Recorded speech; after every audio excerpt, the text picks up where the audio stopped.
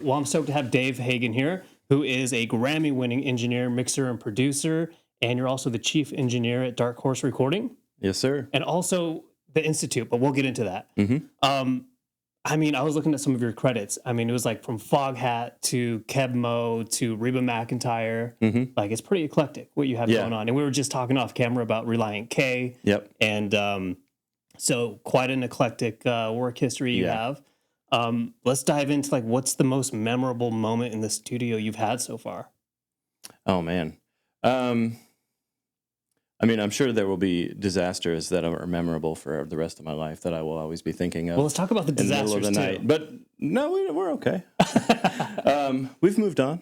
No, yeah. I mean, you mentioned Relient K. I think that was, for me, that was sort of like a sign that I was in the right place, doing the right thing. Yeah. You know, I'm from Missouri originally, kind of rural Missouri, and grew up, you know, just a music kid, had a guitar and enjoyed music, and they were one of the bands, one of many that I like loved and got really into. And then when I moved to Nashville, sort of looking for places to land, and you know, I was on the studio websites and looking at bands that had recorded, and they were one of those bands that I thought, oh, cool, they've been here, like that's great. At Dark Horse? At Dark Horse, okay. And so you know, I wasn't trying to like work with them or anything. It was just sort of like, oh, cool, you know. And then maybe a year later, I'm interning at the studio and I meet that producer, and I just like, I told the studio owner, I was like, that's my session. Like I'm on this one. Yeah. And so you just took initiative. You're like, I was like, this is mine. I've earned this. Give me my shot. And sort of ended up like working with that producer in a small way on one thing, and then another thing. A couple weeks later, he came back with some other band, and then I was able to sort of weasel my way into full-time work, assisting and engineering for this producer. Yeah. And then he ended up doing a couple more Relient K records. But that first one we did was like full. We spent probably 5-6 weeks in the studio at Dark Horse doing that record. That was Forget and Not Slow Down, and which is probably my favorite Relient K record. Well, it has to be. You worked on it. But the process was like really fascinating, and I hadn't gotten to do a band thing. You know, Nashville makes music in some cases very much like a factory. Yeah. You know, we clock in at 10 a.m. and we cut songs until 1 and we go to lunch, and 2 to 5 and we do it again. And we, you know, we're trying for like 2 or 3 songs per session. And it's just this very regimented professional thing. And it's incredible what you can do with professional musicians like that. But to work with a band that is just like, let's just hang out in the studio and we'll see what we come up with. And they're creative and musical, and the stress and the structure is gone, and it's replaced with just kind of creativity. That's a total different environment in the studio. That's so that was creativity. So that was like, oh wow, there's all this other stuff out here that I hadn't really experienced yet, and so that was a great record for me. And fast forward 15 years, and they're calling me up to produce a song with them, and we just did a thing on the Switchfoot re-release that came out, and we did a cover song of Switchfoot, and then this weekend we did like some secret shows pop up with way too many hundreds of people showing up in a tiny diner, and it was just super fun. That's awesome. So rock music, that's kind of where you stem from?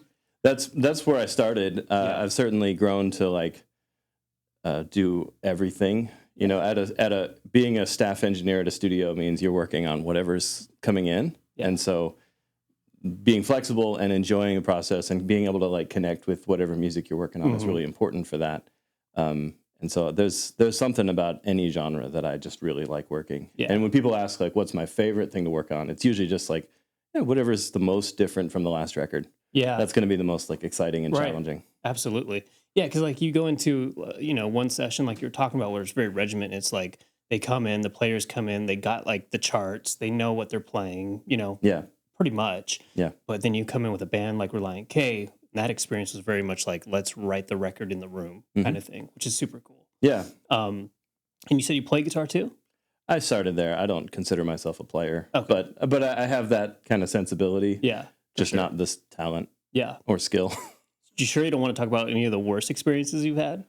Oh, well, what's one that you learned a lot from though? Yeah. I mean, I think everybody who's getting into this industry, like you're going to mess up sometimes. And those are sometimes the most valuable for your growth, is the times when you really mess up. Like when you succeed, it's like, okay, now what do I do? Like I didn't learn anything from that. I'll just keep trying the same things. Yeah. But when you really mess up, you grow a lot. So I had, several sessions that I call them hell sessions, where it's like, man, that piece of gear broke. This cable got plugged in the wrong spot. This microphone fell over in the middle of a take.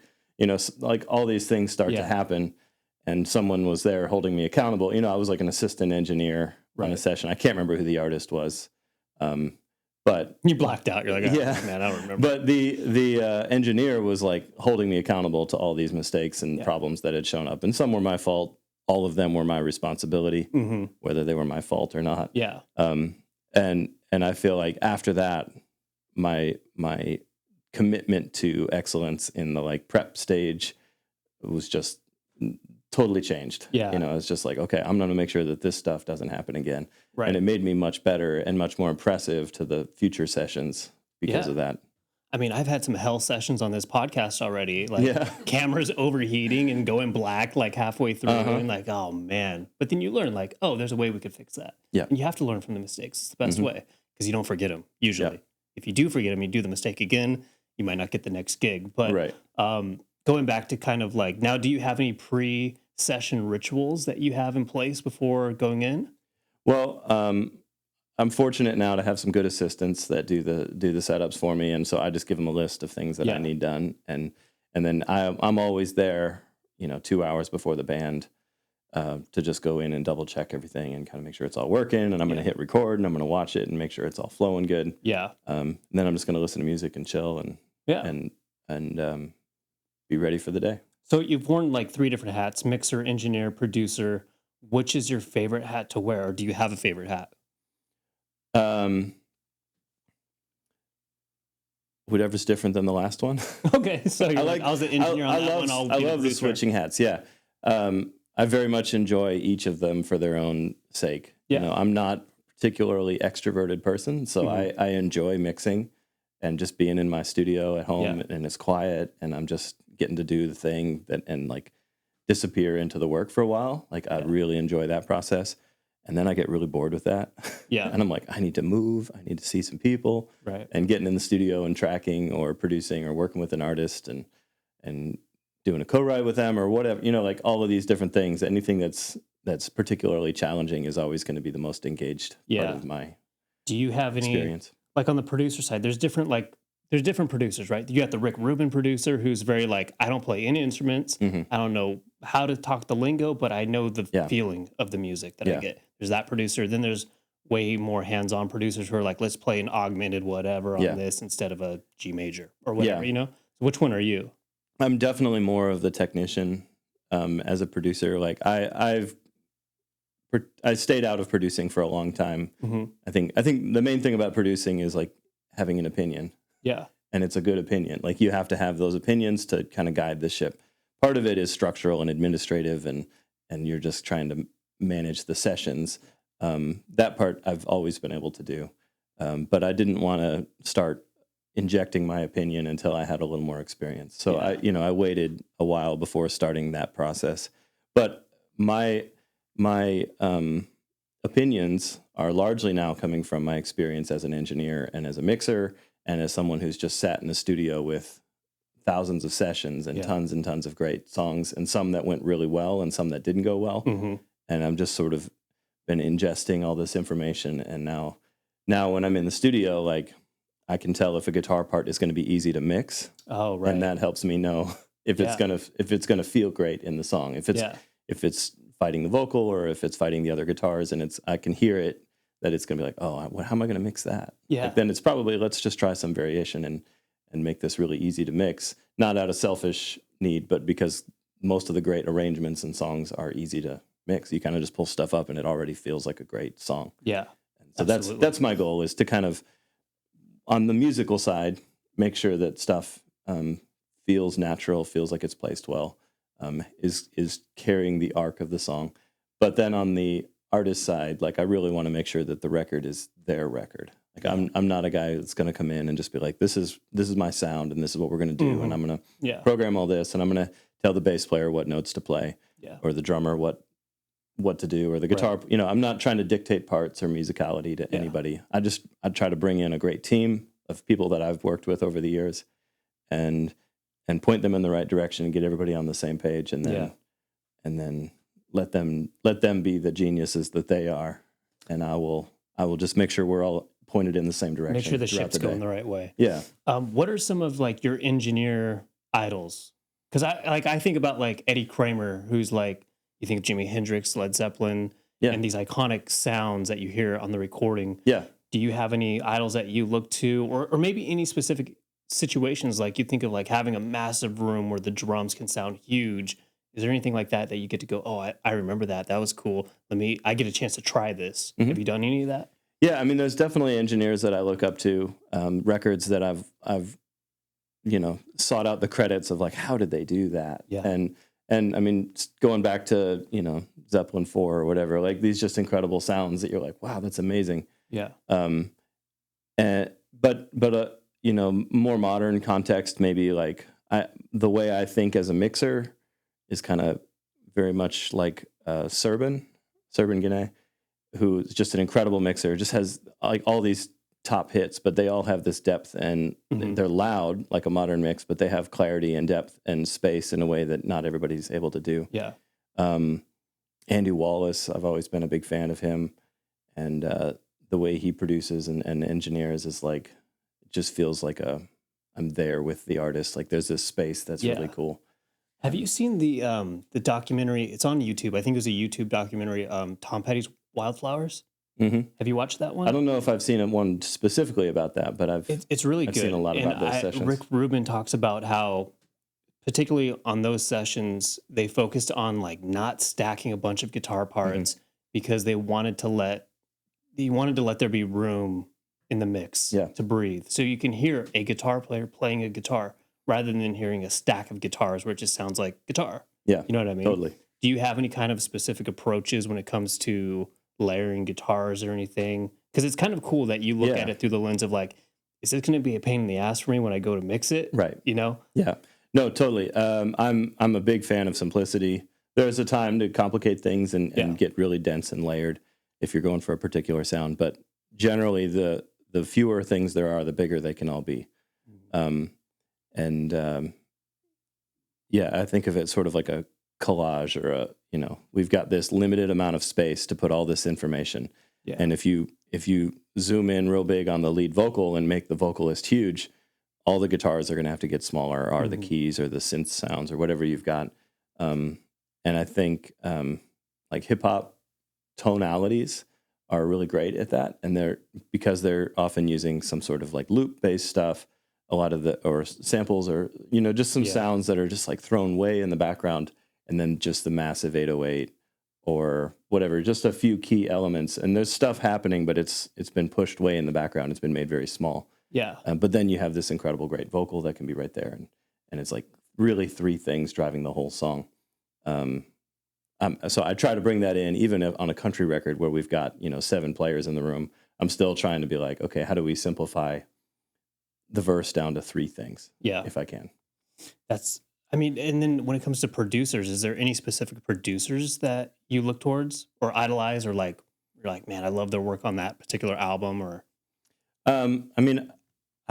you mentioned Rick Rubin already. Like, I'm a huge fan of his ability to step out of the music and just participate as a listener. Yeah. And that for me is a big challenge. So that's always my aspiration, is to get better at that element of it, because I'm an engineer and I'm thinking about the gain on the snare bottom mic. I've got these very specific details to worry about, that I try to be like, okay, time to sit back and think about this as a listener, and, get away from the console for a second and just listen to the music.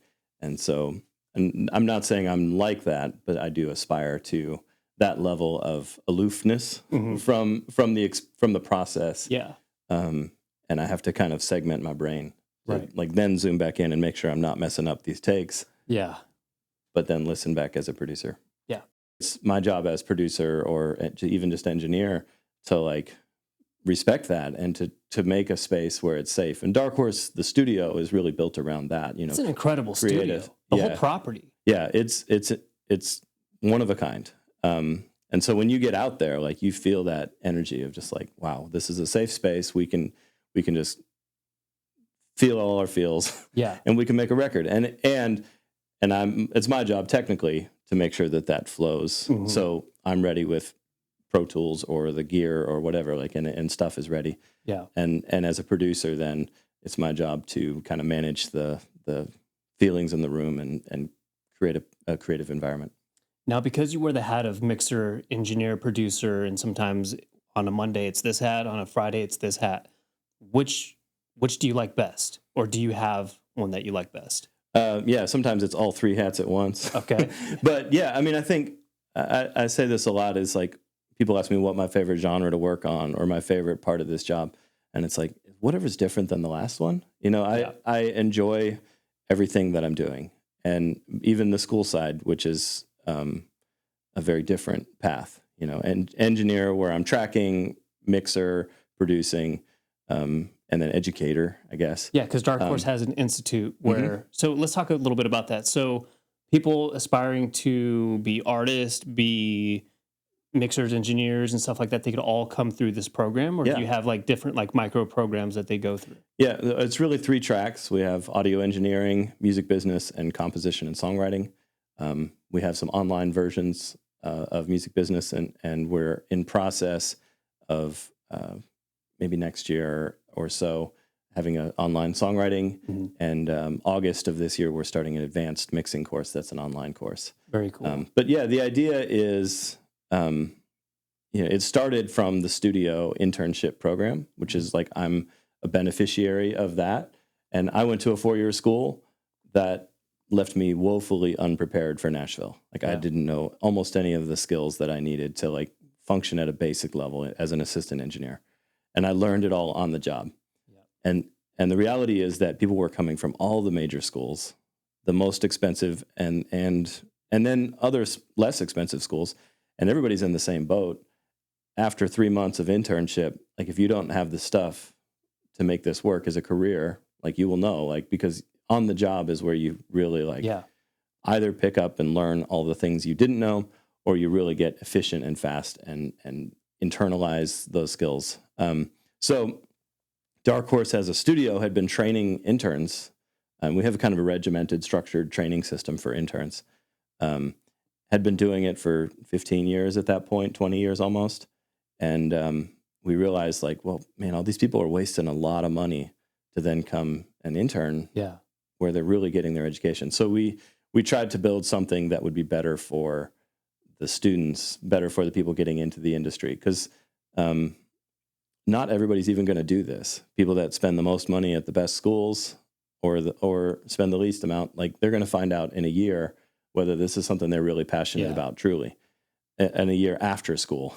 And so some people are wasting $100,000 or more on an education for a career that they don't really resonate with. Man, I went to school for music business, but then once I started actually working in the industry, I was like, oh man, I only learned like 5 to 10% of what actually goes on in the music industry. Yeah. It's like one of those things, you have to be in it. Like you have to have an apprenticeship or a great internship or multiple internships to really start going, okay, that's what that's all about. That's what management's all about. That's what production's all about. Like you got to be in it to win it. Yeah. And so Dark Horse Institute came out of Dark Horse Recording, the studio, as a way to say like, let's make this as authentic as it can be, because we know what the real world looks like.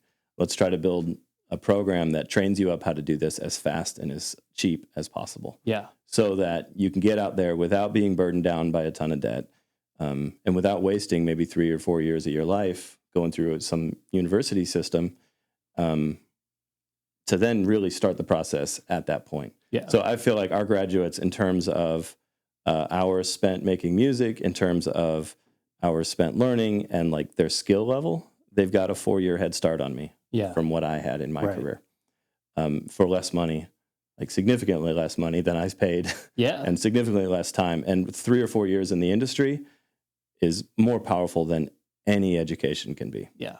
And we're aware of that. Like we teach well, we train well, but we get you to the point where you're ready to get out there and then say, go do it and stop paying us for it. Yeah. And so that was the original program, was just audio engineering. in the studio, and then we realized quickly we'd benefit from having our own studios, so we're not sharing studio time with anybody. And so we built a place in the factory in Franklin, and we have 4 studios there, a big SSL console, Trident console, and a couple of small computer lab studios with Toft consoles. And with that, we wanted people to help people monetize their careers. And so we started a music business program, right now taught by David Mullen, who's industry veteran. He's got 22 number ones, something like that. And he's been there and done that, and he's still doing it. Like, he leaves class every day and goes and makes more artists successful.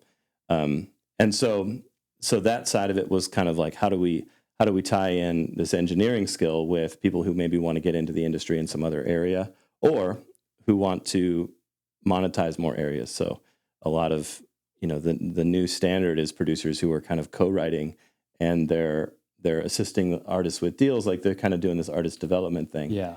And they're involved in a lot of different areas beyond just hitting record and making a mix sound nice. So that was there. And then obviously the next obvious transition was to add songwriting, where we can really kind of get people involved in all areas. So now, if you're an artist, you can come in and take the songwriting course and level up that game. You can take the music business course to make sure you're not ruining your chances at a successful career.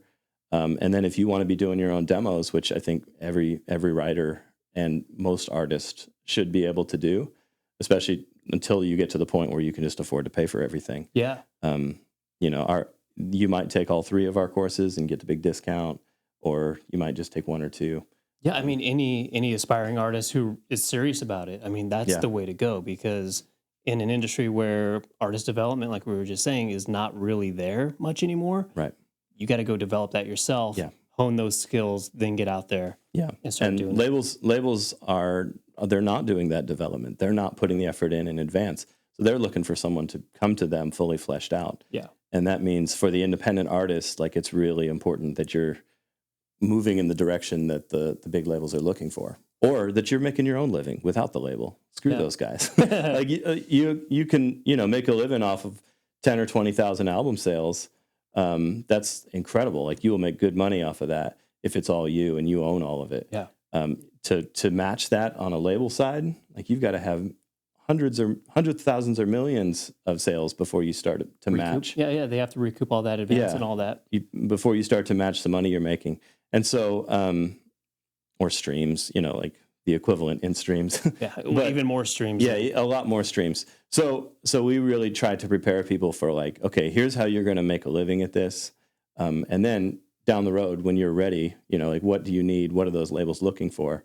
When you're ready to take it up to that next level. In your situation, from your experience of doing this for how many years? 15, 20 years? About 20 years. 20 years. So in your experience over these 20 years, is it a lot of, like, live takes, full bands, or is it kind of track by track?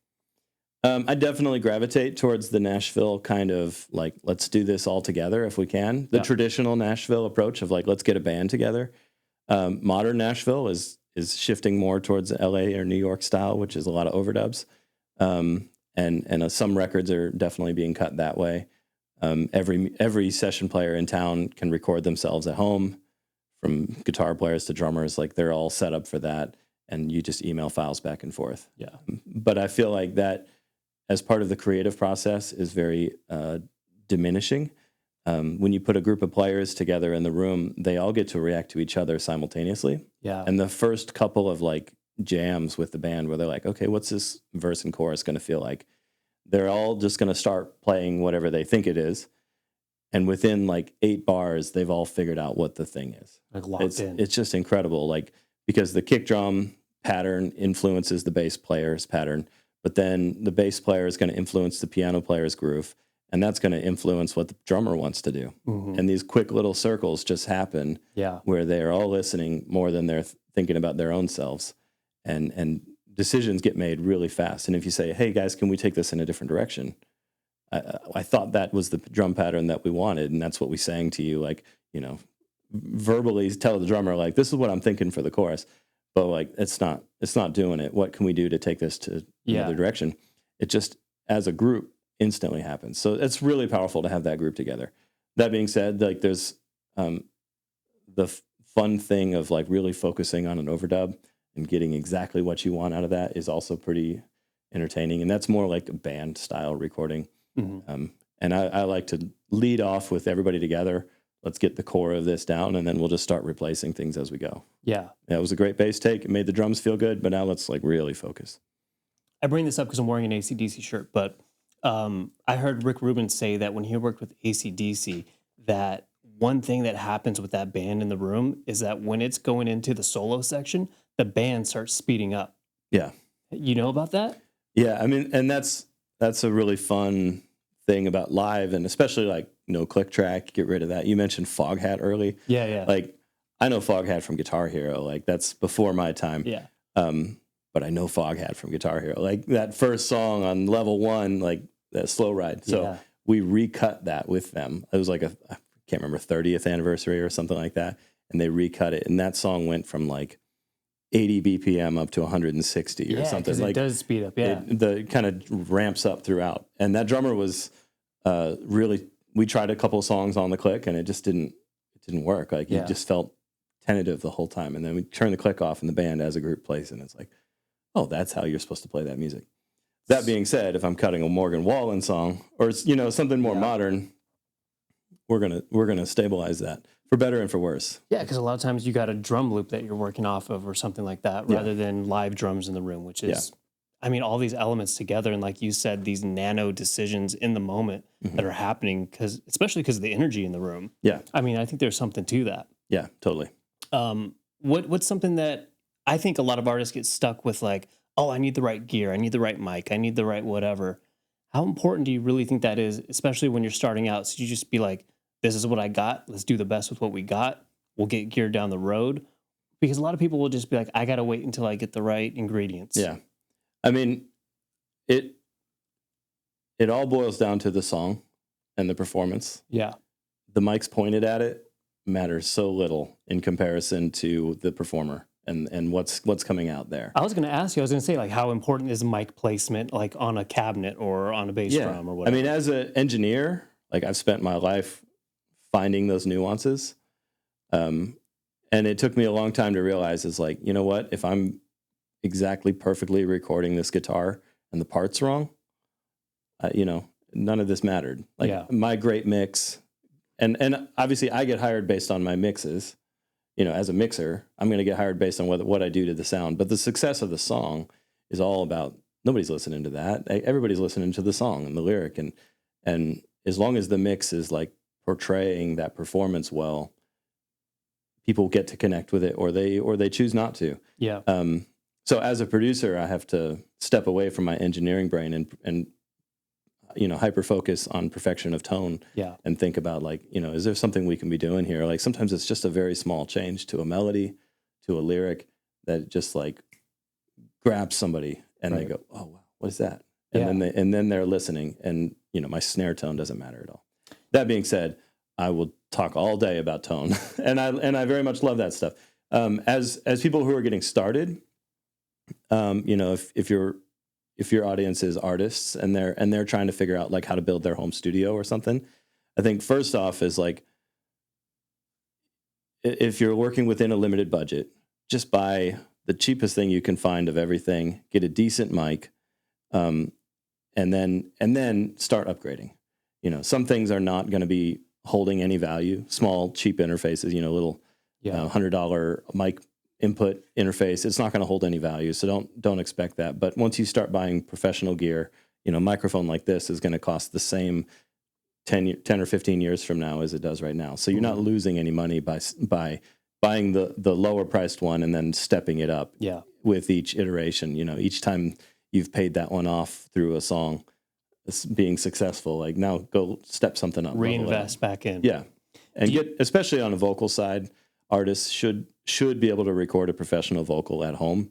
And so a good mic into a good preamp is all you need. Yeah. Now, you're kind of working in a fixed studio at Dark Horse, right? Mm-hmm. And I think back to, like, I don't know if it's Led Zeppelin 3 or 4 or whatever, and they record the drums in like the foyer of a house, and it's got this big sound. Mm-hmm. Do you have any tips and tricks in the studio to kind of like alter those kind of elements? Yeah. I mean, I think So it was 4, Led Zeppelin 4. Okay. That has that. And if you think of like When the Levee Breaks, that's 3 microphones. And it was, like one over the drums, one in front of the kick, and one up in a stairwell or a balcony kind of area with a whole bunch of compression and some delay. And it's like that and the fact that there was only one guitar playing most of the time, and there's a bass and drums and a guitar and a vocal. Yeah. It's like that leaves all the space in the world. And you don't need to like have a super zoomed in look at each tom to hear it perfectly. Like I don't need 2 mics on every tom and a hi-hat mic and a ride mic and an overhead stereo and a smash mic. And like all these things that I might do on a normal kit, I might, in some cases, record like 20 microphones on a drum kit. But it all is going to boil down to like 3 sounds. The kick and the snare are definitive for the instrument. So you want to have a really clear version of that. And then I can easily track a great sounding kit with kick, snare, and stereo overheads, and I can get a little of everything. Add tom mics, and I'm as happy as I can be. Yeah. Give me more time and more mics, and I'll do a whole lot more than that. But I think finding something that's clean and very usable in a modern context for a mixer is all I need. Like, give me a clean version of your kick drum, clean version of your snare and toms, and then some stereo width with some overheads. And I can fake a room sound. If you're recording at home, I can fake a room sound and make it sound like you're in some mega studio. I can make stuff sound bigger, but I can't make it sound smaller. Yeah. So if you set up in a very bad sounding space and all the echo of that room is showing up in every microphone, I'm going to have to just replace most of it, digitally, samples and stuff like that, rather than trying to augment what you've already got. Yeah. So in those cases, unless you're in a great room, just deaden it down, like get it tighter and tighter, because you can always make it bigger with reverb and room sounds. Let me leave you with one more question. Let's say there is a band or an artist and they're coming into a studio, they're dropping a lot of money for this studio time. What are some things that they should really prepare for in advance before walking through the door into the studio so they can make the most out of it? Yeah. I mean, I think a big part of it is a lot of people, especially bands, like they're expecting that it will be as easy to play their music in the studio as it is on stage. And in reality, it's much harder. That like red light really affects your ability to play. And also the fact that we're microscoping every little detail of the performance. Your timing throughout the verse has to be just dead on. And live, nobody cares. Everybody's jumping around. Everybody's having a good time. And the nuances of each thing is not that important. So I think recording yourself is a really valuable way to sort of start to learn your actual skill set. Give yourself a little perspective on your timing and your tuning of your guitar or whatever. Yeah. I think every singer should be recording themselves and listening.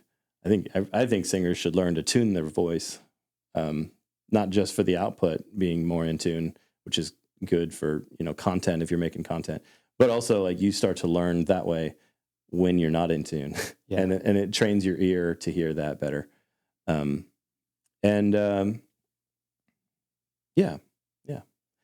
think practice before you drop the money to walk into a bigger studio. Yeah, learn to hear yourself back on a recording and get yourself to a point where you're happy with that. Yeah, that's a big challenge. And then the other thing is like come in with a little bit of an open mind, get a great team, and then trust them. Yeah. I have a lot of artists that come in as independent artists, and we hire a team of session players to come in and play on their music. And sometimes what the artist has heard in their head is exactly what we're going to try to recreate. And other times you're going to get a lot of great insight and a lot of great input and feedback from these musicians who are like, what if we did this? What if we did this? Wouldn't it be cool if, and the artists who can receive that well are often shocked by how good the thing can sound and how different that it is than what they were expecting in a good way. And then others, won't receive that well, and we'll get them as close to what they want as we can. Right. But they're not taking the benefit of the, 50 years of experience between producer and players that's all in the room. Right. Dude, thanks for coming in and dropping some knowledge. Yeah, absolutely. Oh, one last thing I should say. If you're coming in the studio, bring a camera. Okay. Like if you're an artist and you're at a big studio, you can triple or quadruple the value of that music by getting content, like visual content, and adding value to people's experience of your journey, like letting them see your journey and your growth and that process. That's way more exciting to people than just a single. A little behind the scenes content. So try to capture stuff. Awesome. Thanks for coming in, man. My pleasure. Thanks for having me.